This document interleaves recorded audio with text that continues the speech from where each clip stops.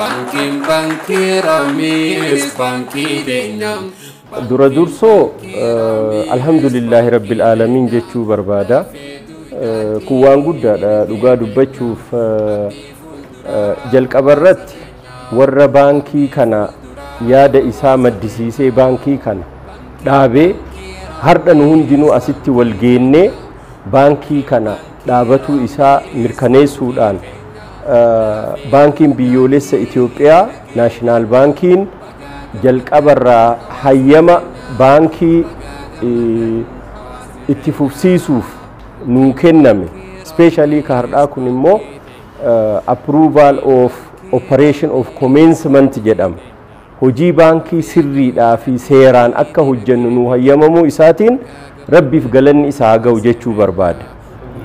Alhamdulillahi rabbil alamin. Akkuma beekamu gaa baankii kana warri baankii kana dhaaban yeroo jalqaban akkanaan ka'aniin jalqabne bankiin dhalarraa bilisaa kun ummanni keenya ummanni muslimaa especially ummanni keenya ka Oromoo kun waggaa dhibboota hedduudhaaf biizinasii kanarraa marginalize ta'ee akka silaa ikonomii biyyaa tana keessatti sadarkaa guddaadhaan gartee ikonomiidhaa gumaachuu danda'utti wanti sun tahuu dhabuu isiitiin miidhaan guddoon geettee jirti. Haa ta'u malee mootummaan waan kanarratti xiyyeeffachuudhaan waan kana jijjiiree ummanni sababa amantii isaatiin biizinasa ikonomii biyyattii hedduu irratti gumaachuu danda'u keessaa hafe sun har'a as keessatti ida'amee baankiin raammisillee as keessatti hirmaattee sarviisii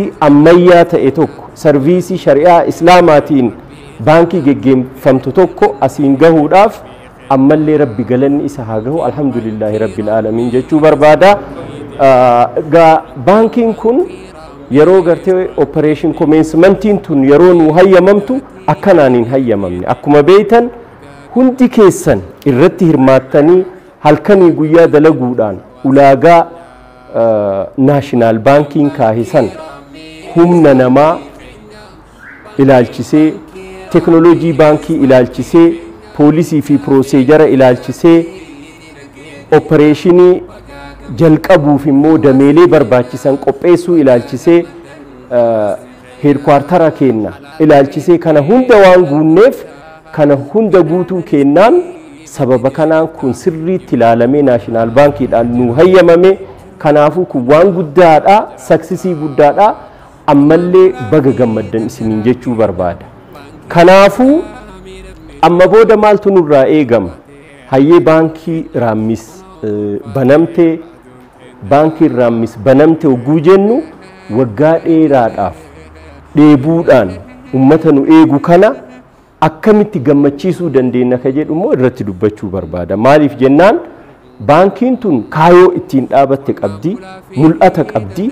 Kanaafuu san bakkaan gahuuf immoo hundi keenya akka hojjetaa baankiitti halkanii guyyaa irratti dalagnee baankii gartee akkuma mul'ata isii gaanfa Afrikaa irratti jiddugala baankii dhalarraa bilisaa akka taatu bakkaan geennaa fiixaan baasna jedhee abdiirraa isinirraa hunda keenyarraa qabaa. Kanammoo mee harkuma uggumata akka harka dhawaatii kana naa mirkaneessa.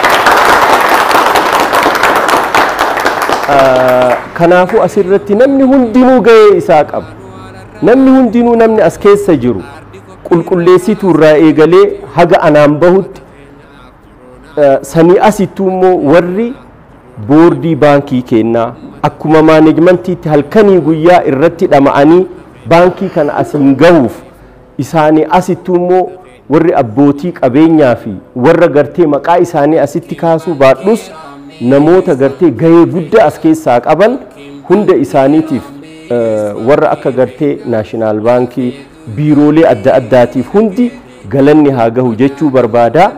Amma booda immoo bankiin banamte hundi kennaa especially akkaawuntii bansiisnee customer base keenya guddisnee baankii kana depositiidhaan eenyuyyuu dura baankii dursitu goonee sanii asitti immoo depositiin sunis sassaabamee booda immoo ummatumaaf oolee sunis hojiirra oolee maamiloota kennaafis abbootii aksiyoona kennaafis biyyattiifis ikonomii irratti gumaacha guddaa akka godhu halkanii guyyaa xiiqiidhaan akka hojjettan dhaamsa isinii dabarsuu barbaada. Kana caala wanti jedhu hin jiru dalagaadhaan isinirraa abdii guddaa qabaa rabbi wajjin isinis kana dalaydanii dalaynee ummata keenya ka dheebuu guddaa qabu san dheebuu isaa san hin baasna jedhee rabbi wajjin abdii qabaa. Hedduu galatoomaa ulfaadhaa haganuma jechuun barbaada.